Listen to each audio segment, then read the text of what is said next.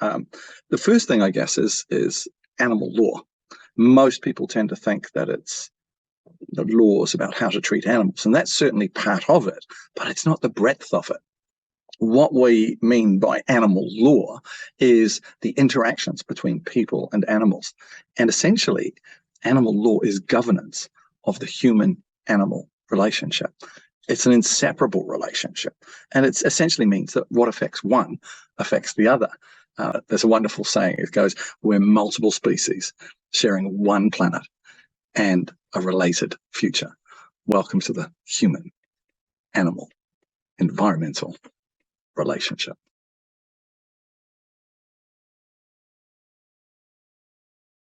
The question, what is sentience, is an interesting one. You look around the world today in governments and industry and multiple stakeholders, NGOs are going, animals are sentient, almost as if it's something new. And it's surprising. Bring it back to its basics of what's the definition of sentience? It simply means the ability to feel and experience.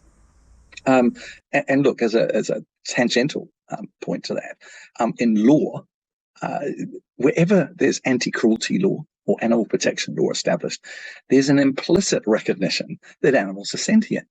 Anti-cruelty law prohibits people treating animals in a way that causes the animal to feel or experience suffering that we classify as unnecessary.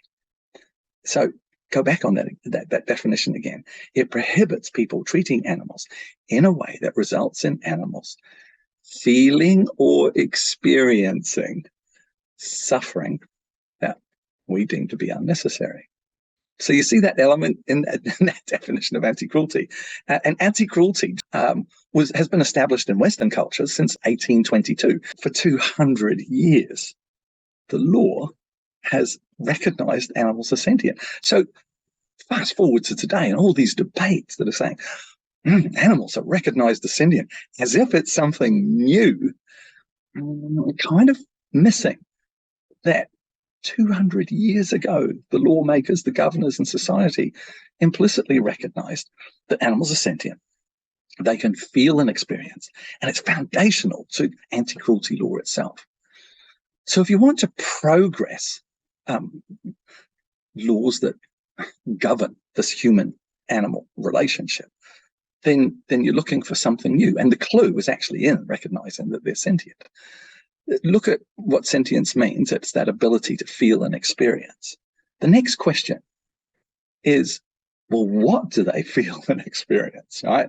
And broadly, the science today verifies what most people implicitly know. The science of the 5 domains, which has superseded the scientific model of the 5 freedoms, says that animals experience negative and positive states. Negative states are distress, pain, suffering. But like you and I, animals don't experience just negative states. Like you and I, they experience comfort, interest, pleasure, those sorts of things, which are positive states. The 3-word law reform of the Sentient Animal Law Foundation says, look, that's great that we're taking responsibility for half of the animal's life experience.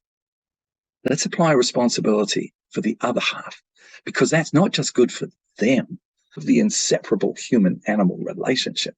That has huge significance for people and the planet that all species share.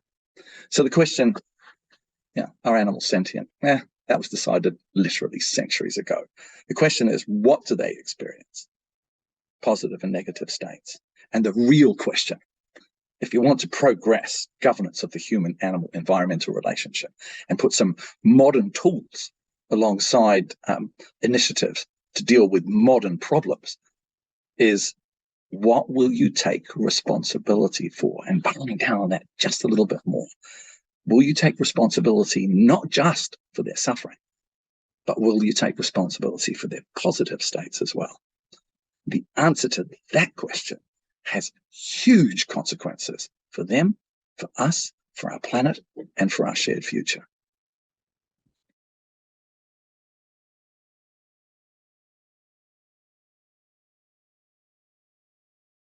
Let's be clear here. Less pain is not the same as more pleasure. You go through some areas of the world and production animals with sheep, beef, dairy, whatever. And where there's no shade, these animals are left to cook. What's the evidence that they would seek out a choice if they had it? Well, you look at other farms and other areas where they provide shelter in the form of tarpaulins or very large trees. And most of us have driven by paddocks like that, where the animals in the noonday sun, 90% of them are camped out in the shade of the tree. They've got a choice. It goes to comfort. And we're advocating for a law change that goes, rather than leave that standard of care regarding animals to the nice few, let's make it a blanket requirement. Look, not all animals seek the shelter of the tree, but a lot of them do. And the principle under positive animal welfare is recognizing that they do have choices. They like options in terms of their creature comforts, their bedding, their food, their ability to mingle, all those things. Let's give them a choice. And now we come back to what the Sentient Animal Law Foundation is advocating for. It says, this is not just good for animals. This is good for people. And actually, we want to help people who want to do those good things by animals, by people, by looking after the planet, by looking after the long-term issues like climate change, like antimicrobial resistance, like sustainability. It's help them.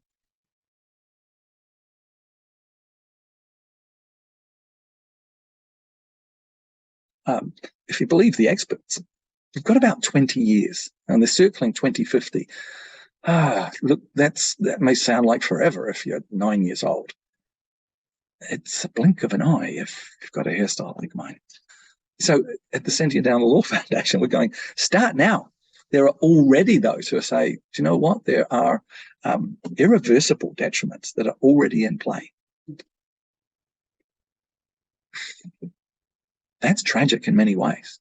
How is that tragic? Well, there are species, the rate of extinction is 1,000 times faster today than it's ever been in the history of the planet. Antimicrobial resistance related to the irresponsible use of antimicrobials in production systems and so on has been later. That's just an example. Is predicted to see us back to the 1917, where people die of minor cuts or they lose limbs because they've got nothing to fight it. Why try and implement sustainability programs relying on outdated tools where people have half a responsibility?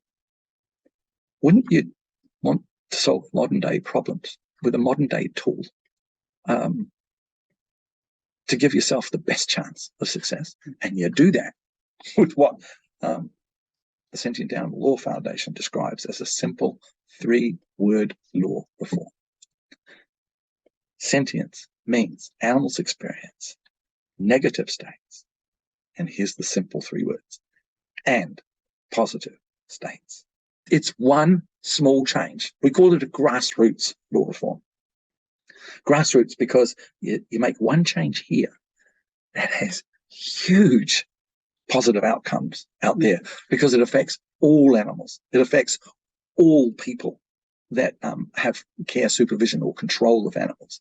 And consequently, when you put the all animals and all people and all behaviors, that cumulatively results in a big change. But it starts here, and positive states.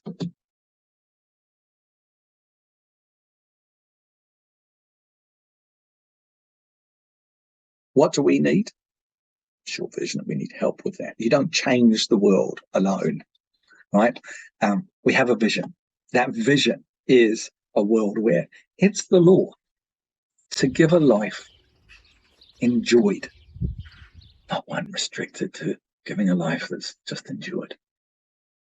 So we need people. We need champions.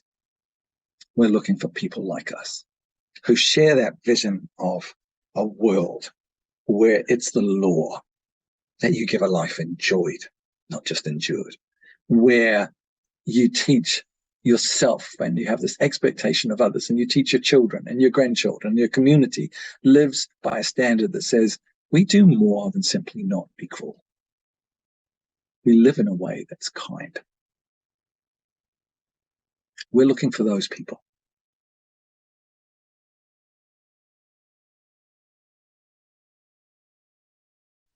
Become a change maker.